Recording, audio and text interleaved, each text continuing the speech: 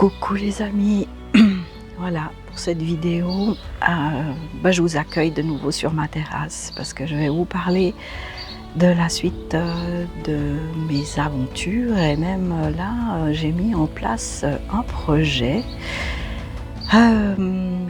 après ce Covid où on a tous quand même un peu morflé hein, d'une manière ou d'une autre, quelle que soit la situation dans laquelle on était, c'était pas facile. Donc il s'est passé un petit peu de temps, mais j'ai décidé en 2022, je me suis lancé un nouveau défi, c'est de faire le tour des côtes françaises, en commençant par la Bretagne. Ben voilà, les Bretons, hein, franchement je vous aime, hein. J'adore venir par chez vous. La Bretagne, et de faire tout le tour, vraiment tout le tour des côtes françaises. Et de visiter, de partir 2 semaines, parce qu'une semaine, franchement, d'aller jusque là-bas, ça vaut pas la peine. Donc en gros, d'élargir encore ma zone de confort et de découvrir encore d'autres choses et de me faire plaisir. Alors voilà, ça a été un de mes premiers défis. Et d'ailleurs, moi qui aime écrire, j'ai décidé d'écrire un deuxième livre qui s'appelle « Je m'envole ».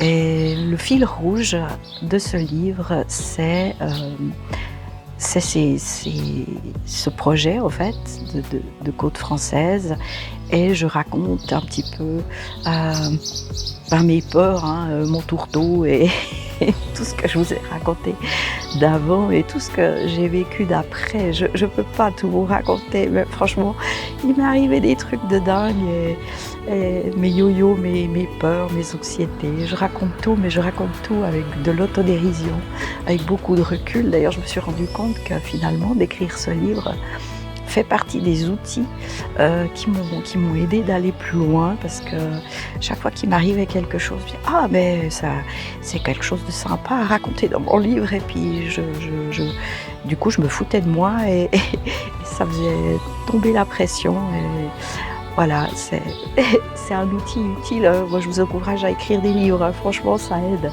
Enfin voilà, mais blague à part, ce livre il va se terminer à la fin de l'année. Ça va être comme le premier, je ne pense pas l'éditer, mais en tout cas je vais le faire comme j'ai envie. Ça va être mon deuxième bébé. Je pense que cette fois je vais mettre des photos. Ouais, parce que je ne vous ai pas dit, mais en fait, alors en plus de la rando, moi ce que j'aime c'est la photo. Et chaque voyage, je fais énormément de photos. Et en général, je fais des statuts le soir et je mets mes photos chaque soir de ce que j'ai vécu dans la journée. Et ces derniers temps, là, j'avais jusqu'à 40 personnes qui me suivaient dans mes derniers petits bouts que je vais vous raconter un peu. Mais c'est ça aussi qui me stimule. Je fais des photos pour faire plaisir aussi. Les gens me disent « Ah, c'est chouette » et tout. Et c'est peut-être pour ça aussi que cette chaîne, je trouve que c'est sympa de la faire et de raconter encore un petit peu plus ce que je vis. Alors j'ai choisi, en fait, comme je sais que la vie, je vais bien, hein, je suis encore jeune, hein, même si il y a des moments où je me pose des questions, mais on ne sait pas ce que la vie nous réserve. Donc j'ai décidé de commencer le tour des côtes françaises par le meilleur, pour que, au cas où je puisse plus financièrement, au niveau de la santé, ouais, je commence par la cerise. Voilà. Du coup, la cerise, pour moi déjà, c'était Etretat. Il fallait que je voie Etretat. Chaque fois que je vois Etretat à la télé, je me dis mais j'aimerais tellement une fois voir Etretat de mes propres yeux. Donc j'ai mis Etretat vraiment en dessus de la pile de ce que je veux vivre. Et j'ai réservé depuis Etretat et j'ai décidé de commencer par faire le tour de la Bretagne. Serge, après le petit effet de surprise de « Oh oh, qu'est-ce qui se passe, ma femme, qu'est-ce qui lui arrive ?» Il a vu à quel point ça me fait du bien de partir et il a toujours été à fond sur mes projets. Il m'aide à réserver les hôtels, il m'organise mes voyages. Pour ça, il est vraiment extraordinaire. Donc voilà. À propos de Serge, je vais quand même faire une parenthèse qui n'est pas anodine, hein, et qui est importante parce que on a fait une grande découverte avec mon mari en 2022 grâce à une émission de télé. Et c'est là que je confirme que quand les gens témoignent, ils ne se rendent pas compte le bien qu'ils peuvent faire. Et c'est pour ça aussi que j'estime que peut-être mon témoignage puisse aider quelqu'un. En tout cas, il y a une émission que j'aime beaucoup regarder qui s'appelle « Ça commence aujourd'hui » avec Faustine. J'avoue que je regarde souvent, je trouve qu'elle a une immense humanité, c'est toujours des sujets de société assez intéressants, on apprend plein de choses. Et j'avais vu que une des émissions, le sujet, c'est ils étaient autistes Asperger et ils ne le savaient pas. Et je me suis dit, je vais regarder cette émission par rapport à l'association. Je vais peut-être apprendre quelque chose pour les TSA dans l'association, donc les gens à troubles autistiques. Ça peut être une vidéo ou quelque chose que je peux proposer pour mettre sur le site internet. Et je me suis mise à regarder cette émission. Et très vite, il y a entre autres un Mathieu, je ne sais plus son nom de famille, mais Mathieu qui a témoigné. Et Mathieu, il a raconté un petit peu son parcours et tout. Et à un moment donné, alors il a dit plein de choses, mais là où tout d'un coup, j'ai regardé l'émission avec un autre regard que pour l'association, à un moment donné, il a juste dit « Ah oui, ma femme me propose de partir en vacances, je comprends même pas le concept, j'ai pas ce besoin, je suis bien dans ma bulle, je suis bien chez moi. » Et là, je sais pas, tout d'un coup, je me suis dit « Mais on dirait mon mari. » Et j'ai regardé l'émission jusqu'au bout et je me suis rendu compte que tout ce qui se disait me faisait penser à mon petit mari, à mon Serge. Et je me suis refait le film de toute notre vie à deux. Et je suis arrivée au bout de l'émission à me dire « Mais mon Dieu, je crois bien que mon mari, il a son, comment dire, il était ça en fait. Son atypisme, c'est ça. » Et quand il est rentré du travail, je lui ai dit « Écoute Serge, j'ai regardé une émission. Je la regardais par rapport à l'association, mais je crois que j'ai peut-être compris quelque chose. J'aimerais bien que tu la regardes en pensant à toi. » Et il m'a dit « Ouais, mais je veux la regarder tranquille. » J'ai dit « Mais alors, t'as le temps, tu fais comme tu veux, tu la regardes tranquille. » Il est monté dans son univers, il est redescendu, métamorphosé. Ça a été une révélation aussi pour lui. Il m'a dit « Mais c'est moi. Je me retrouve tellement dans tout ce que ces gens disent. Est-ce que enfin je comprends pourquoi je me sens pas comme tout le monde, je ne pense pas comme tout le monde, que j'arrive pas à changer, que je comprends même pas ce qu'on attend de moi. » Enfin voilà. Et j'ai dit « Écoute Serge, je crois bien que c'est ça. Si en plus toi-même ça te fait du bien et tu penses que c'est ça. » Mais j'ai dit « Mais on peut pas s'autoproclamer à TSA avec des troubles autistiques. » Et je pense que c'est important de faire la démarche jusqu'au bout. Et il a été d'accord avec moi. Alors, il a fait tous les tests, il a rencontré des petits et tout ça. Et c'est confirmé. Et voilà, en fait, on a découvert que Serge a des troubles autistiques. Et ça a été un cadeau pour nous. Pas parce que ça va changer les choses, mais ça a changé notre compréhension. Ça a changé notre manière de percevoir les choses, la manière de se parler, la manière de se respecter, la manière de se comprendre, de se pardonner aussi, beaucoup de choses. Et ça a rabiboché quand même pas mal de trucs.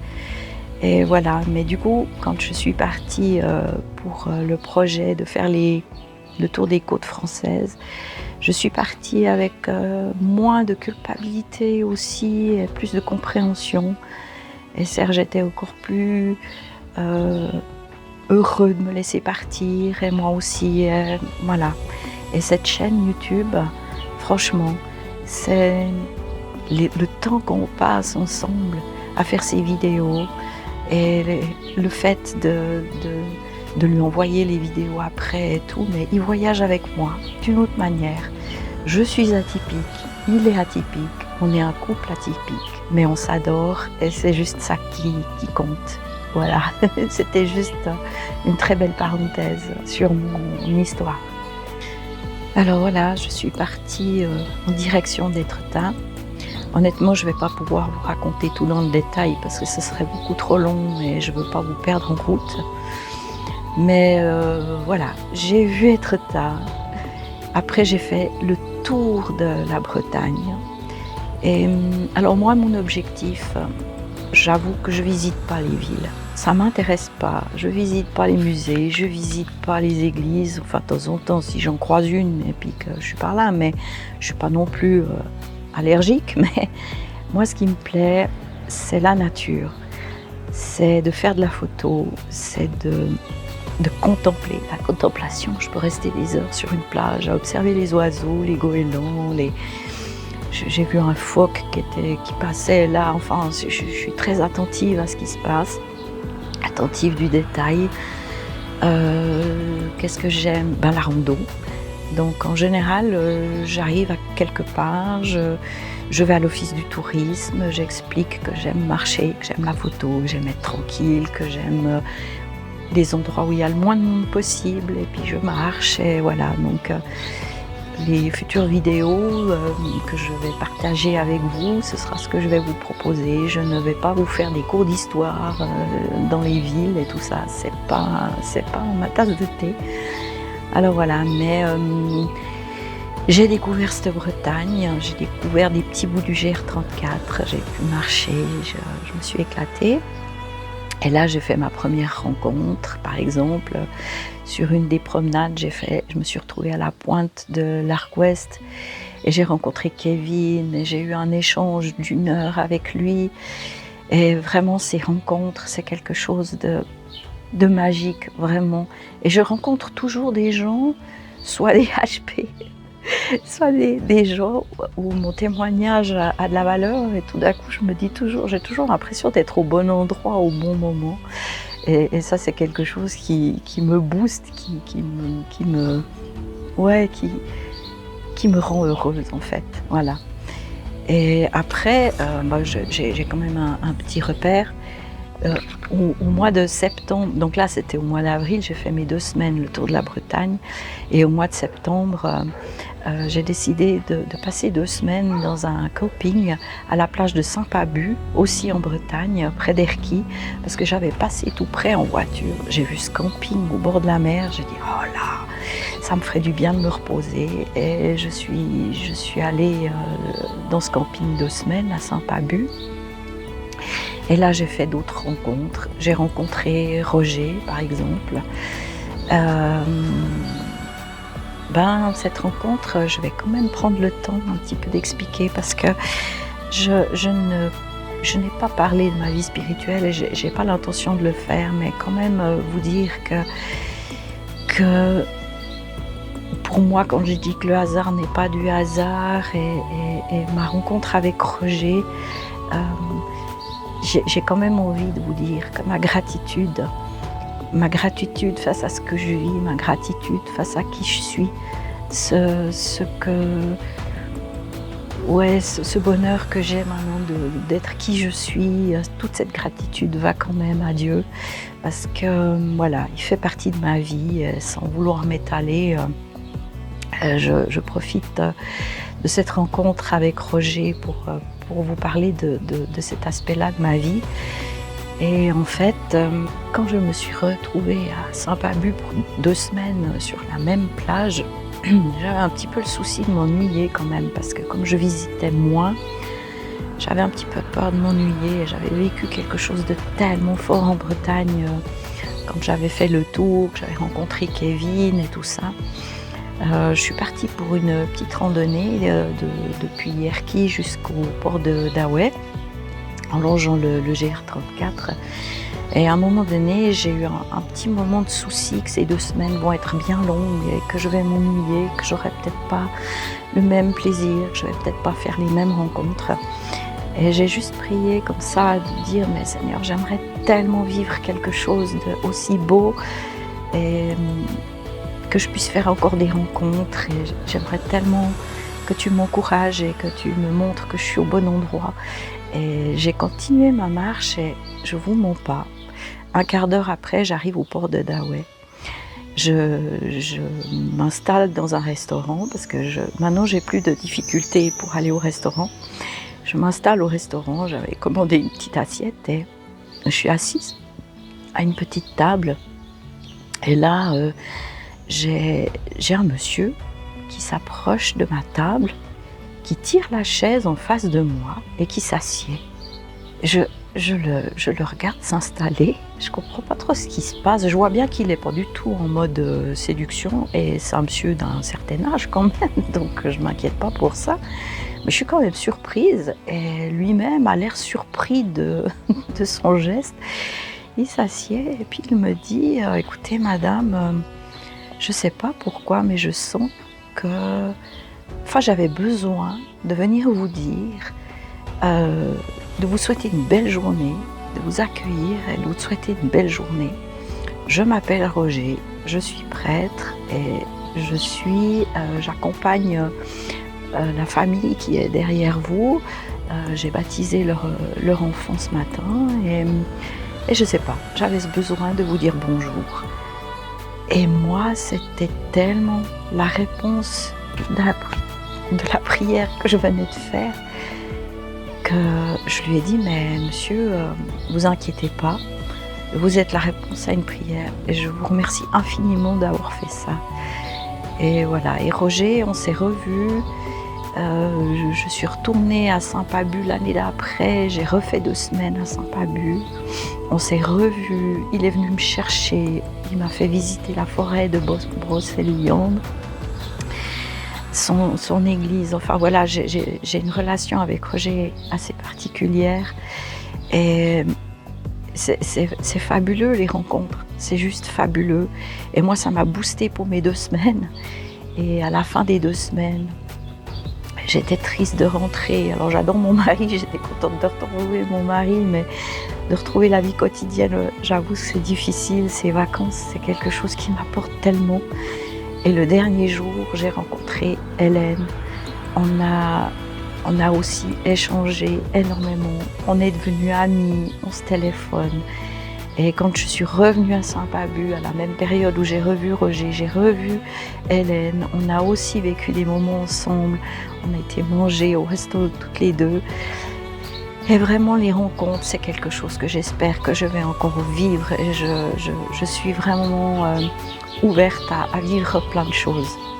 Alors voilà, et j'ai continué mes petites aventures. Du coup, en septembre 2023, j'ai fait Quiberon-Saint-Jean-de-Luz. Au mois d'avril de cette année, j'ai fait Calais, Cherbourg, puis je suis redescendue jusqu'à Granville. Là, j'ai fait une rencontre aussi avec Nelly. À Saint-Pabu, j'ai fait une rencontre avec Fabien aussi, qui est venu me rendre visite du côté de Cherbourg. Enfin voilà, j'ai continué mon tour des côtes françaises. Et voilà, et juste pour vous dire que le 9 septembre, je vais faire le dernier bout. Je vais faire Collioure-Menton. Et là, je vous embarque avec moi. Donc, le 9 septembre, vous allez me suivre sur mon dernier bout. Je trouve chouette de partager cette dernière boucle avec vous. Je pourrais faire le bilan avec vous de qu'est-ce que ça m'a apporté de faire toute cette aventure. Je vais pouvoir écrire le dernier chapitre de mon livre et comme ça je pourrais probablement l'imprimer pour pour la fin de l'année. Ça sera mon cadeau de Noël. Et je me réjouis de vous montrer ces images-là, plus ou moins en direct, hein, mais je vous ferai une vidéo tous les jours et je vous ferai visiter cette région-là. Alors voilà, et pour cette vidéo d'aujourd'hui, pour ce qui est de mes aventures, je vais m'arrêter là parce que ce serait trop long, hein, mais je vais vous dire, je réfléchis un petit peu pour la suite et j'ai à cœur un projet parce que là j'arrive au bout de mes vidéos. Les vidéos où je me présente, où je témoigne, d'ailleurs j'ai bien assez parlé de moi, et justement j'aurai à cœur de vous donner la parole.